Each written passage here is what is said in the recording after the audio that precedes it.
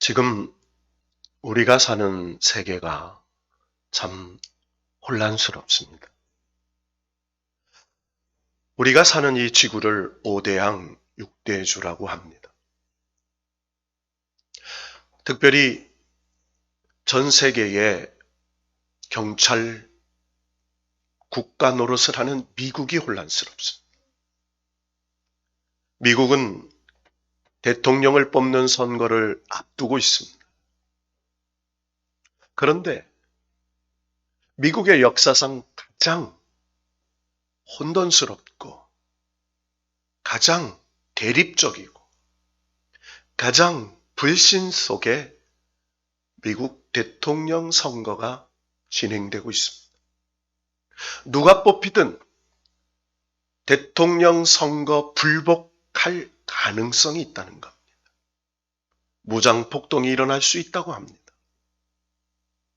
지금 미국 국내에서 사람들의 총기 구입이 날로 늘어나고 있다. 그래서 총기로 자기를 보호하지 않으면 안 된다는 두려움과 공포 속에 날로 서로를 적대시하며 서로를 의심하며 서로를 미워하며 그렇게 분열되고 있습니다. 세계의 중심국가 중에 유럽의 3대 강국이 있습니다. 독일, 영국, 프랑스입니다. 그런데 이 유럽의 3대 강국, 독일, 영국, 프랑스에 4주간 국가봉쇄령이 내려졌습니다. 국가봉쇄령이라는 것은 집 외에 다른 지방으로 여행을 가거나 그리고 다른 곳을 방문할 수 없도록 봉쇄령을 내린 것입니다. 자기가 사는 마을을 벗어날 수가 없습니다. 식당에도 그리고 어떤 모임의 장소도 갈 수 없습니다. 지금 코로나19로 인하여 유럽 대륙이 심각한 위기 상황에 빠져 있습니다. 그 중에 가장 혼란스러운 나라가 프랑스입니다.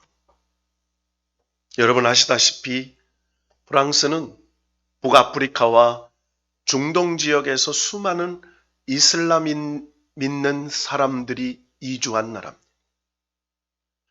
국민의 3분의 1이 이슬람입니다.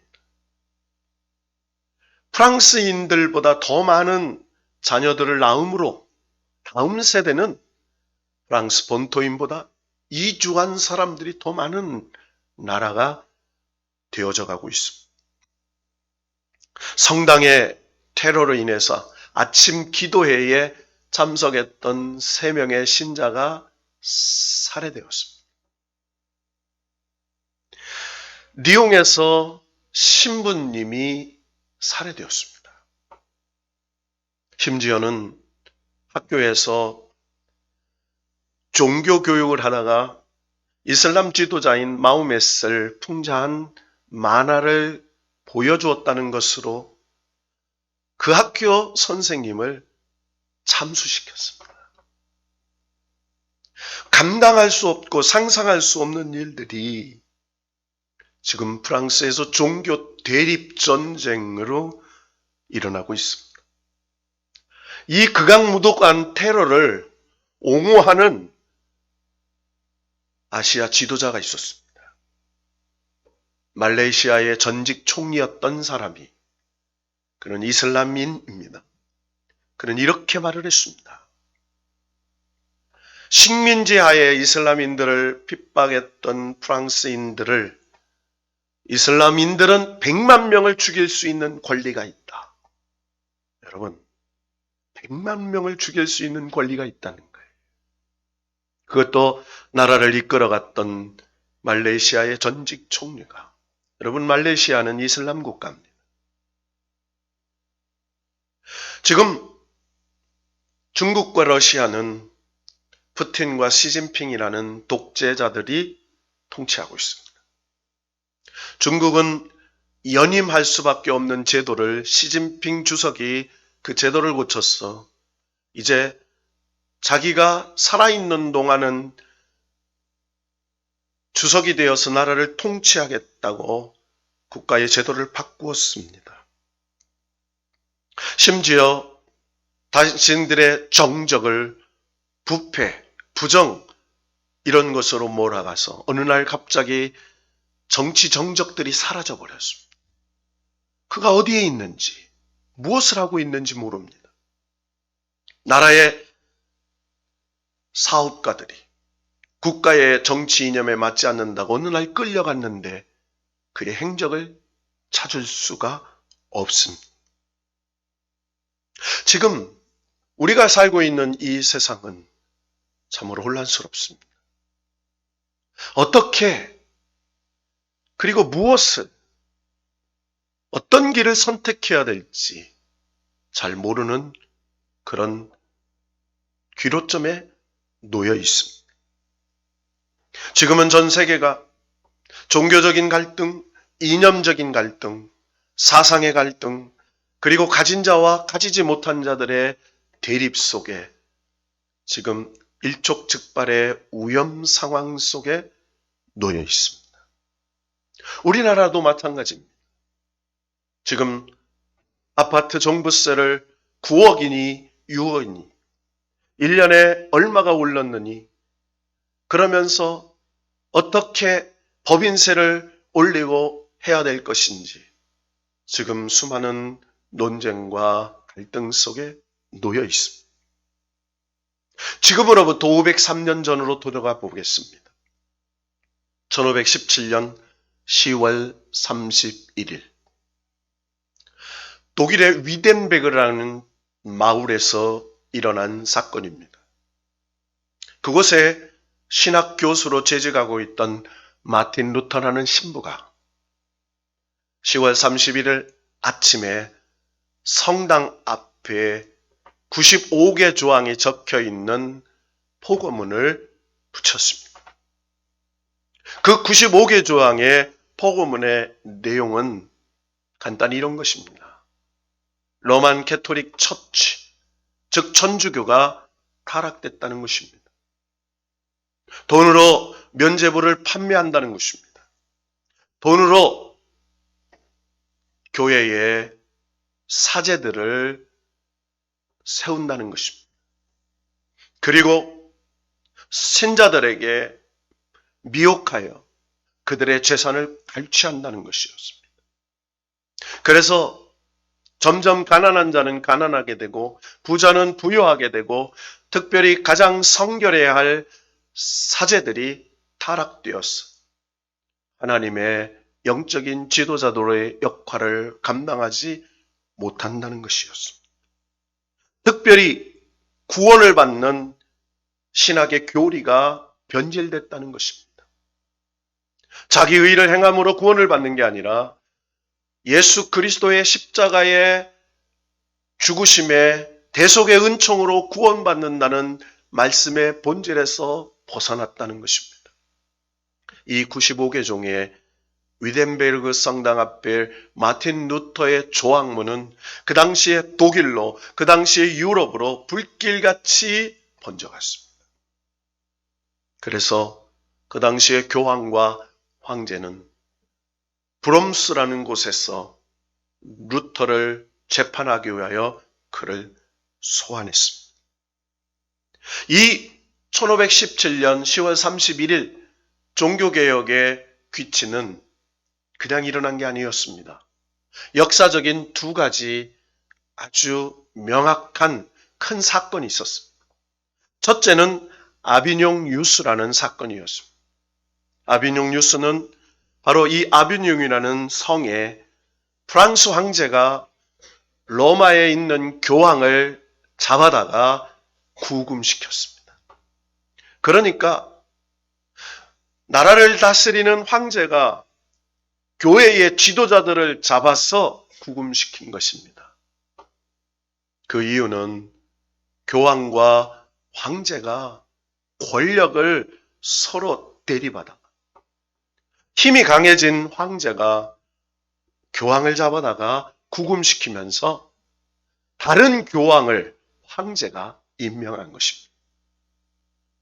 여러분 생각해 보십시오. 황제가 교황을 세웠습니다. 교황이 둘이 되었습니다. 교회가 둘로 나누어졌습니다. 교회가 혼란스러워졌습니다.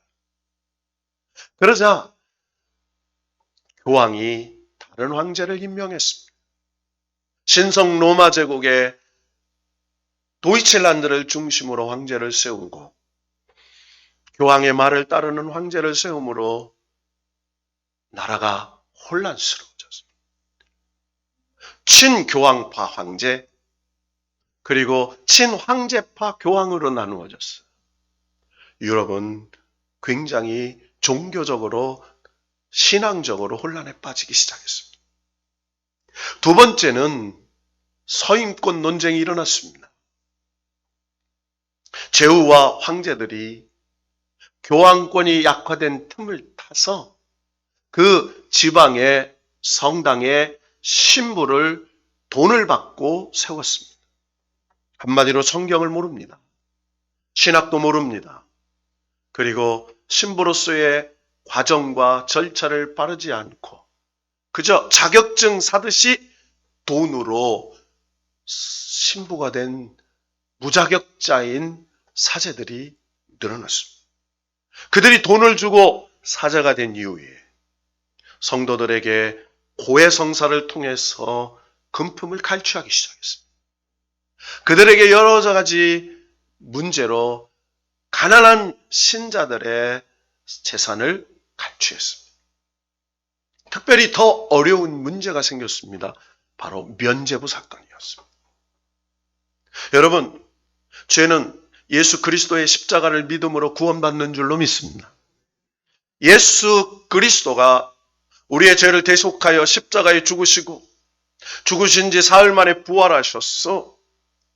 그리고 장차 우리가 가야 할 영원한 처소 하늘의 천국에 우리를 처소를 예비하시고 우리를 부르러 오신다는 사실을 믿을 때, 그 예수 그리스도가 메시아임을 믿을 때 십자가의 보혈의 능력으로 구원받는 줄로 믿습니다. 그런데 로마의 성 베드로 성당을 건축하기 위하여 돈이 부족한 교황이 제후와 지역의 주교들과 결탁해서 면죄부를 판매하기 시작합니다. 이미 죽은 조상의 영혼이 연옥에가 있습니다. 천주교 교리에는 연옥설이 있고 지옥이 있고 천국이 있습니다. 지옥 간 인생이 있고 천국 간 인생이 있어요. 그러나 그가 연옥에 머물어서 그의 죄를 탕감받고 천국으로 옮겨가는 그런 중간지대의 사람이 있다는 겁니다.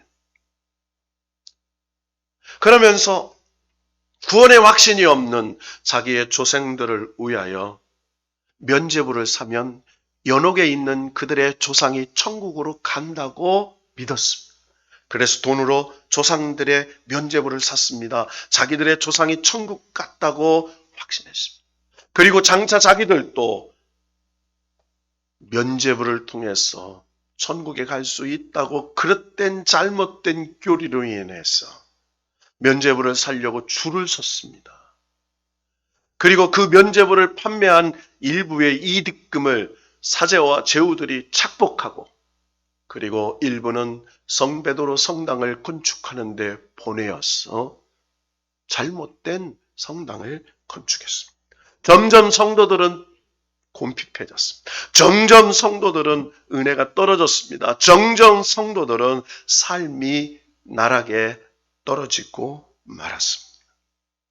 그때 일어난 종교개혁의 기치를 들고 일어난 사람이 마틴 루터였습니다. 후에 쯔빙글리가 일어납니다. 후에 칼빈이 일어납니다. 수많은 종교개혁자들이 일었습니다.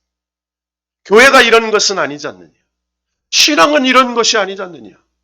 믿음은 이런 것이 아니지 않느냐? 하나님의 말씀의 복음의 진리는 이런 것이 아니지 않느냐? 이 종교개혁의 기치로 인하여 농민혁명이 일어나고 그리고 후에 30년 신교, 구교 전쟁이 일어나서 결국은 신교와 구교가 서로를 인정하고 복음으로 돌아가자, 말씀으로 돌아가자, 믿음으로 돌아가자, 은혜로 돌아가자, 예수께로 돌아가자, 하나님의 영광을 위해 살자라고 하는 종교개혁의 모토로 다시 한번 교회가 변화되기 시작했습니다. 여러분, 이 종교개혁은 1517년 만에 있는 게 아닙니다. 오늘 우리가 소속되어 있는 이 시대, 우리가 소속되어 있는 교회, 우리가 소속되어 있는 우리의 신앙, 우리의 삶이 개혁되어져야 할 줄로 믿습니다. 여러분, 개혁이라는 말이 뭡니까? 개혁이라는 단어는 한문의 용어입니다. 고칠게, 가죽, 혁자를 씁니다. 그러니까 가죽을 고쳐서 다시 사용한다는 말이에요. 여러분, 이게 무슨 말일까요? 가죽은 오래 사용하지 않으면 딱딱하게 굳어서 쓸 수가 없습니다. 그때 이 가죽을 만드는 갓바치가 기름을 바르고 그 가죽을 문대서 부드럽게 해서 다시 새 가죽으로 만들어서 새롭게 사용한다는 것입니다. 개혁이라는 것은 본래, 본질로, 처음으로 돌아가자는 것입니다. 여러분, 우리의 신앙의 개혁은 우리가 타락되기 이전에 하나님의 사람으로 돌아가는 것입니다. 에덴 동산에서 아담과 하와 같이 벌거벗은 것을 부끄러운 줄 모르고 하나님과 동행하면서 하나님께서 주시는 수많은 생명나무와 그리고 그 놀라우신 생명수를 맞으면서 하나님의 은혜를 누리며 살아가는 그때로 돌아가는 것을 말하는 것입니다. 여러분, 우리가 이 세상을 살면서 얼마나 희노애락과 그리고 흥망성쇠와 생사화복 속에서 살고 있습니까? 근심 없는 사람 아무도 없습니다. 고통 없는 사람 아무도 없습니다. 문제 없는 사람 아무도 없습니다. 사람이 태어나면 문제가 있고 고통이 있고 시련이 있고 괴로움이 있습니다. 그러나 즐거움도 있습니다. 기쁨도 있습니다. 평안도 있습니다. 그래서 인간으로 태어나는 그 순간부터 광야 같은 인생을 산다고 말합니다. 영원한 기쁨도 없습니다. 영원한 슬픔도 없습니다. 영원한 시련도 없습니다. 영원한 평안도 없습니다. 그것이 희노애락으로 반복되는 것이었습니다. 그렇다면 본질적인 하나님께서 주신 그 놀라운 하나님의 평강과 하나님의 은혜와 축복으로 누리며 회복되는 길은 없는 것일까요? 여러분, 종교개혁 정신을 한마디로 표현하면 어둠 속에서 빛으로 라고 말할 수 있습니다. 따라해 봅시다. 어둠 속에서 빛으로. 욥기 17장 12절을 근거로 해서 어둠 속에 있던 사람이 생명의 빛으로 나아가는 것, 이렇게 말합니다. 어둠 속에 있던 나라와 어둠 속에 있던 세상이 하나님의 영광의 빛으로 회복되는 것을 말합니다. 중세교회의 계시의 암흑시대 속에서 헤매던 교회가 이제 새로운 말씀의 계시로 밝은 빛 가운데에 나와 주님의 몸된 교회가 성경의 진리로 새롭게 태어나 하나님의 뜻을 이루며 나아가는 교회를 말합니다. 여러분, 우리는 주님의 몸된 교회요 지체인 줄로 믿습니다. 자, 그렇다면 우리는 우리의 삶을, 우리의 신앙을, 우리 교회를, 이 나라 이 민족을 어떻게 개혁해야 될까요? 종교개혁에 5가지 핵심적인 요소가 있습니다. 오직 성경, 오직 은혜, 오직 믿음, 오직 예수, 오직 하나님께 영광입니다. 우리가 잊지 말아야 할 것은 이 종교개혁의 5가지 정신입니다. 이 종교개혁의 5가지 정신은 오늘 이 시대에 이 나라, 이 한국교회, 우리 예수비전교회, 여러분의 가정, 저와 여러분의 신앙에 필요한 종교개혁의 정신인 줄로 믿습니다. 그렇다면 우리가 어떻게 이 종교개혁의 5가지 정신을 지키며 살아야 될까요? 이 종교개혁의 5가지 핵심적인 요소는 무엇일까요? 이 종교개혁의 5가지 핵심적인 요소가 태어나게 된 계기가 있습니다. 그 당시에 사제였던 에라스무스라는 인문학자가 있습니다. 그러니까 그는 인문학을 공부한 그런 신부였습니다. 그는 신앙의 원리가 하나님 중심이 아니라 인간 중심이라고 주장했습니다. 하나님의 말씀은 난해하고 하나님의 말씀은 복잡해서 하나님의 말씀을 이해하기가 너무 어려웠어. 인간이 그 말씀을 다 헤아릴 수 없다고 얘기했습니다.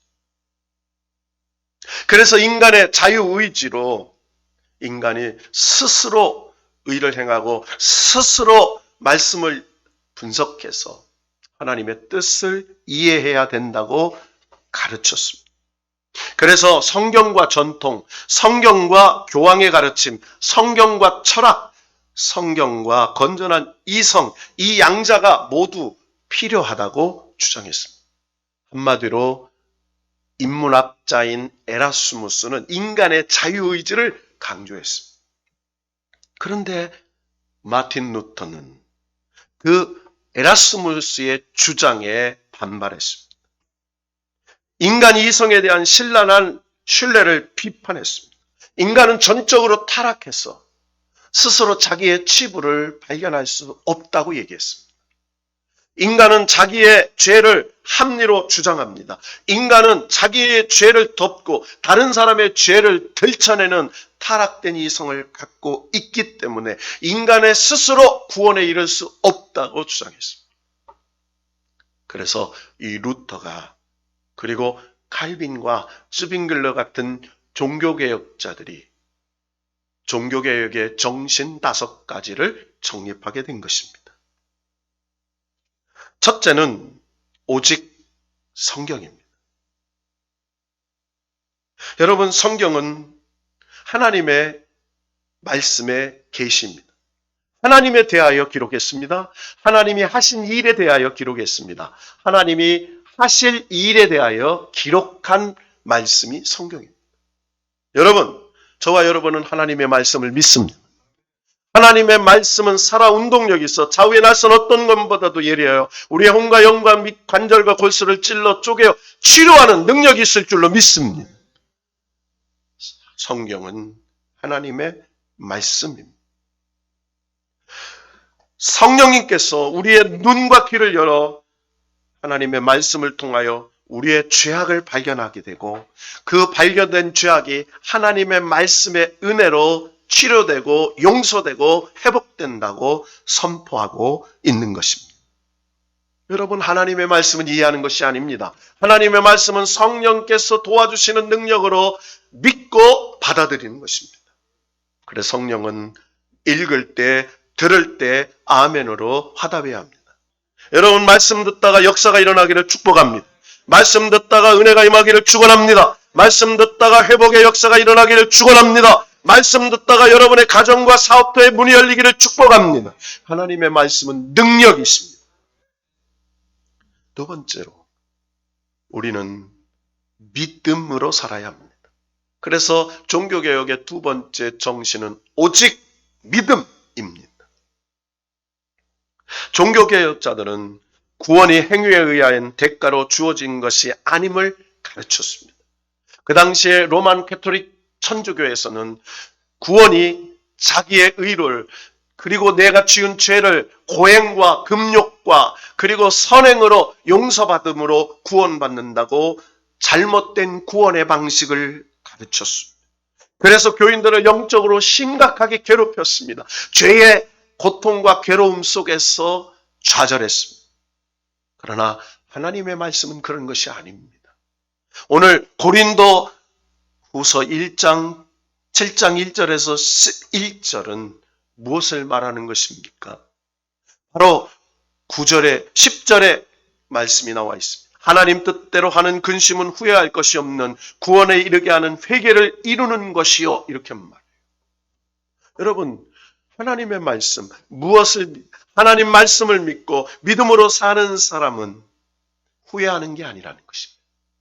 여러분, 지난 날을 후회하지 마십시오. 잘못된 일을 뒤돌아보며 후회하지 마십시오. 믿음은 회개하는 것입니다. 그리고 지나간 것들을 덮어버리고 오늘 새롭게 변화를 받아서 하나님 말씀의 능력을 믿고 새롭게 사는 것입니다. 이게 신앙입니다. 그래서 로마서 10장 17절에 그러므로 믿음은 들음에서 나며 들음은 그리스도의 말씀으로 말미암느니라 말하고 있습니다. 그 당시에 면죄부를 사야만 죽은 조상들이 구원을 얻을 수 있다는 잘못된 교리, 그리고 그 당시에 잘못된 많은 신앙적인 전통을 회파하고 오직 구원은 우리를 위하여 십자가에 죽으신 예수 그리스도를 믿음으로 구원을 받는다는 사실을 가르쳤습니다. 우리의 행위로 구원을 받는 게 아닙니다. 우리는 선을 행할 수 없는 부족한 사람입니다. 그래서 의인은 없나니 하나도 없다고 얘기했습니다. 그래서 예수의 의의 옷을 입고 십자가의 은혜의 옷을 입고 그 예수를 믿음으로만 구원을 받을 수 있는 것입니다. 그래서 우리는 오직 예수 그리스도를 믿음으로 살게 되는 것입니다. 세 번째로는 오직 은혜입니다. 여러분, 우리는 은혜로 삽니다.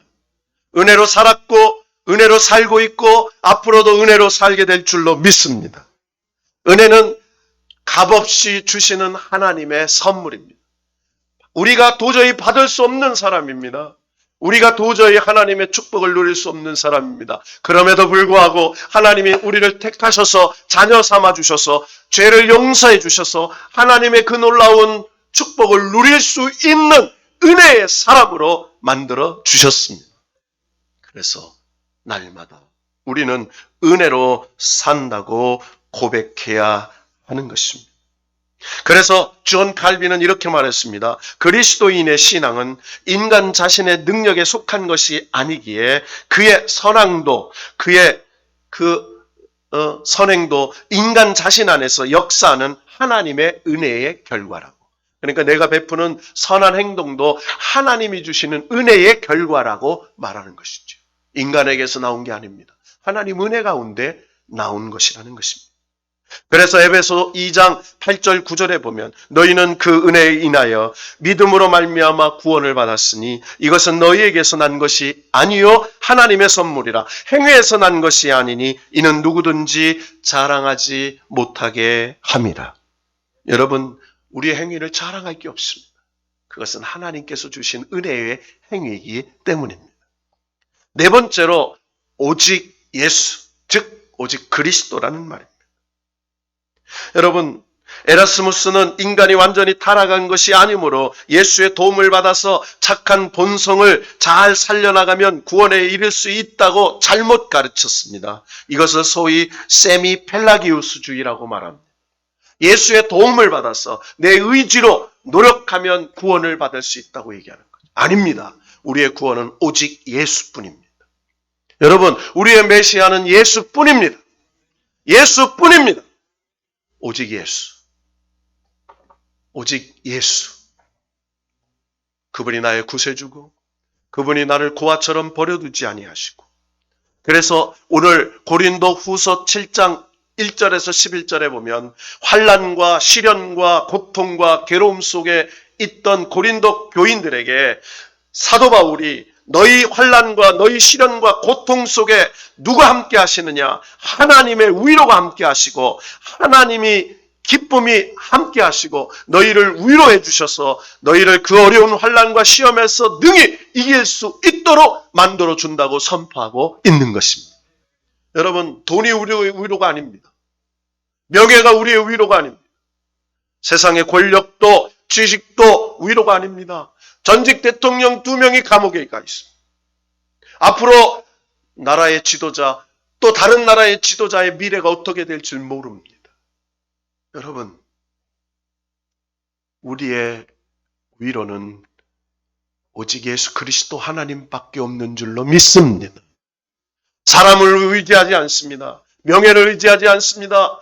그리고 돈을 의지하지 않습니다. 세상의 권력을 의지하지 않습니다. 인기를 의지하지 않습니다. 나의 위로는 예수 그리스도입니다. 그래서 사도행전 4장 12절에 다른 이로서는 구원을 받을 수 없나니 천하 사람 중에 구원받을 만한 다른 이름을 우리에게 주신 일이 없음이라 하였다. 요한복음 14장 6절에 예수께서 이르시되 내가 곧 길이요 진리요 생명이니 나로 말미암지 않고는 아버지께로 올 자가 없느니라 얘기했습니다. 여러분, 저와 여러분의 소망은 예수입니다. 마지막 5번째는 오직 하나님께 영광입니다. 우리 옆 사람에게 한번 이렇게 질문해 봅시다. 왜 사십니까? 왜 안 물으십니까? 여러분 왜 삽니까? 무엇 때문에 살죠? 여러분 이 질문이 정확하게 해결되지 않으면 저와 여러분의 인생은 허무한 인생이 되는 것입니다.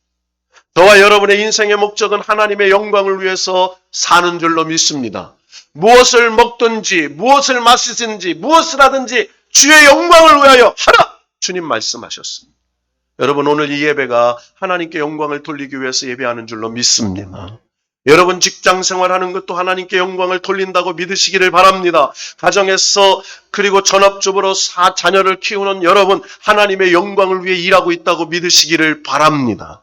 그래서 오늘 고린도후서 7장 2절에 보면 불의를 행하지 않고 아무에게도 해롭게 하지 않고 아무에게서도 속여 빼앗는 일이 없는 하나님의 영광을 위해서 하는 일이라면 그의 인생은 복된 인생이 되는 것입니다. 웨스트민스터 소요리 문답 1조에 보면 사람의 제일이 되는 목적이 무엇입니까? 이렇게 물었습니다. 그 대답은 이렇습니다. 사람의 제일 되는 목적은 하나님을 영화롭게 하고 하나님으로 말미암아 영원토록 즐거워하는 것이라고. 여러분 만물의 근원이 하나님이시죠. 만물을 창조하신 분이 하나님이세요. 만물을 섭리하시고 주권하신 분이 하나님이십니다. 저와 여러분을 보호하시고 인도하시는 분이 하나님이십니다. 저와 여러분의 미래를 책임져 주시는 분이 하나님이십니다. 그 하나님을 믿고 이제 말씀으로 돌아가, 믿음으로 돌아가, 은혜로 돌아가, 예수께로 돌아가 하나님께 영광을 돌리는 삶이 신앙개혁의 정신입니다. 여러분, 저와 여러분의 신앙을 개혁합시다. 저와 여러분의 삶을 개혁합시다. 찰스 셀런이라는 유명한 소설가가 쓴 책 하나를 소개하고 말씀을 정리합니다. 예수님이란 어떻게 하셨을까라는 제목입니다. 따라해 봅시다. 예수님이란 어떻게 하셨을까? 미국 레이몬드 교회에 맥스웰 목사님이라는 분이 심우하고 계셨습니다. 예수님이란 어떻게 하셨을까라는 책에 나오는 내용입니다. 레이몬드 교회 주일 예배를 드리는데 갑자기 예배 도중에 교회 본당의 문이 활짝 열리면서 한 허름한 청년이 들어왔습니다. 그 청년이 예배드리고 있는 목사님과 성도를 향하여 소리쳤습니다. 여러분은 그리스도인입니까? 갑자기 소리치는 한 청년 때문에 예배를 드리던 성도들이 조용해졌습니다. 설교를 하시던 목사님도 갑자기 당황스러워졌습니다. 그 청년은 이렇게 말했습니다. 나는 3주 전에 이 레이몬드로 이주해 온 사람. 나는 다른 지역에 살다가 파산하고 아무것도 할 수가 없어서 일자리를 찾으러 이곳에 왔습니다. 그런데 어느 누구도 나에게 일자리를 주지 않았습니다. 어느 누구도 나를 신뢰하고 믿어주지 않았습니다. 그래서 나는 일자리를 구할 수 없었습니다. 그래서 나는 돈이 떨어져서 굶주렸습니다. 그래서 사람들에게 먹을 것을 요청했습니다. 그러나 그 어느 누구도 나에게 먹을 것을 주지 않았습니다. 여러분은 그리스도인입니까? 이 말을 남기고 이 청년은 예배당을 빠져나가 교회 마당에 넘어졌습니다. 목사님이 달려가 보니 그 청년이 굶주림과 고통으로 심장마비로 죽은 것입니다. 그 모습을 본 목사님이 충격에 빠졌습니다. 레이몬드 교회의 성도들이 충격에 빠졌습니다. 그 다음 주 주일 예배 때 맥스웰 목사님은 이렇게 선언했습니다. 레이몬드 성도 여러분, 저와 여러분은 그리스도인입니까? 이제 우리 이렇게 다시 한번 그리스도인답게 살아보십시다. 예수님이라면 어떻게 하셨을까? 예수님이라면 어떻게 말했을까? 예수님이라면 어떻게 행동했을까? 여러분, 앞으로 1년 동안 하루에 무슨 일을 하든 무슨 말을 하든 이 질문을 한 후에 말하고 이 질문을 한 후에 행동해 봅시다. 이 이야기를 들었던 레이몬드 지역의 신문사 사장이 그 교회의 성도였습니다. 노먼이라는 신문사 사장이 자기 신문사 입장을 돌아봤습니다. 예수님이라면 이런 신문을 발행했을까? 봤더니 수많은 음란 광고, 수많은 사기 광고, 수많은 다른 사람 속이는 광고가 가득 찼습니다. 특히 마음에 걸렸던 것은 자기는 주일날 예배를 드리고 있는데 자기 신문사 공장에서는 신문을 찌그기 내오기 위해서 주일날 일하고 있는 직원들이 생각이 났습니다. 그는 즉시로 돌아가 다음 주부터 주일날 신문을 발행하지 않겠다고 선포했습니다. 그리고 그 신문사 음란 광고, 그리고 담배 광고, 기타 유익하지 못한 술 광고 다 빼버렸습니다. 어떻게 되었을까요? 광고의 수입이 줄었습니다. 회사가 어려워졌습니다. 그러면도 이 노먼이라는 신문사 사장은 예수님이라면 어떤 신문을 만들까? 그 질문에 묵묵히 일했습니다. 세월이 1년이 지났습니다. 광고 수익은 줄었지만 이 신문이라면 믿을 만하다. 구독자가 30배나 늘어났습니다. 그래서 미국의 유명한 유력지가 되었습니다. 여러분, 그 레이몬드 교회에 유명한 성악가가 있었습니다. 그를 한번 불러가면 얼마나 많은 공연료를 받지 못할지 모릅니다. 그런데 이 레이치라는 성악하는 자매가 예수님이라면 어떻게 하셨을까? 라는 그 질문에 도전을 받았습니다. 그는 언제나 돈을 많이 주는 곳에 갔습니다. 그는 언제나 사람이 많이 모이는 곳에 갔습니다. 그런데 그것이 예수님이라면 그렇게 하지 않을 거라고 생각이 들었습니다. 그는 이후에 방향을 바꿨습니다. 예수님이라면 예수님의 말씀을 증거하는 것, 자기의 신앙을 간증할 수 있는 것, 두세 사람이 모였어도 하나님이 기뻐하시는 곳, 돈을 적게 줘도 하나님이 가라는 곳으로 선택했습니다. 그러자 그는 점점 삶이 어려워졌습니다. 그러나 그가 어느 조그마한 교회의 간증 집회에 성악을 하러 갔는데 그곳에 미국에서 유명한 헐리우드에서 큰 제작자가 그 레이첼 자매의 찬양과 간증의 은혜를 받았습니다. 그리고 그 레이첼의 모든 공연과 모든 기획을 책임져주는 후원자가 되었습니다. 여러분, 믿음으로 살다 보면 때때로는 손해보는 것 같습니다. 믿음으로 살다 보면 때때로는 위기가 닥칩니다. 믿음으로 살다 보면 어려움이 닥칩니다. 그러나 그것은 순간입니다. 성경에 보면 하나님을 믿는다고 다 믿는 것이 아닙니다. 바울은 믿는 사람을 두 가지로 나누었습니다. 하나는 로마서 2장 28절에서 29절에 보면 할례라는 기준이 나옵니다. 하나는 육체에만 할례를 받은 사람과 다른 하나는 마음에 할례를 받은 사람입니다. 그래서 육체로만 할례를 받은 사람은 한마디로 자신을 위해 하나님을 믿는 사람이었습니다. 마음으로 할례를 받은 사람은 하나님의 영광을 위해서 하나님을 믿는 사람이 되었습니다.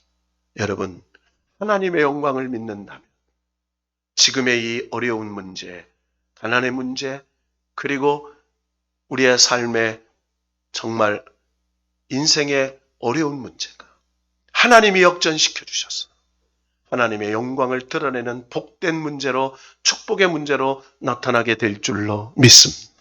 여러분, 신앙은 본질로 돌아가는 것입니다. 다시 한번 우리 예배를 해보갑시다. 여러분 주일 예배, 주일 오후 예배, 수요 예배, 금요 예배 회복합시다. 여러분 기도를 회복합시다. 하나님이 역사하실 줄로 믿습니다. 말씀으로 돌아가십시다. 믿음으로 돌아갑시다. 예수께로 돌아갑시다. 그러면 진정한 신앙의 부흥이 우리 교회, 여러분의 가정, 여러분의 생업도 우리의 삶에 나타나게 될 줄로 믿고 좌절해서 절망해서 다시 일어나 종교의 새로운 성령의 바람을 일으키는 믿음의 주인공들이 다 되시기를 주님의 이름으로 축원합니다.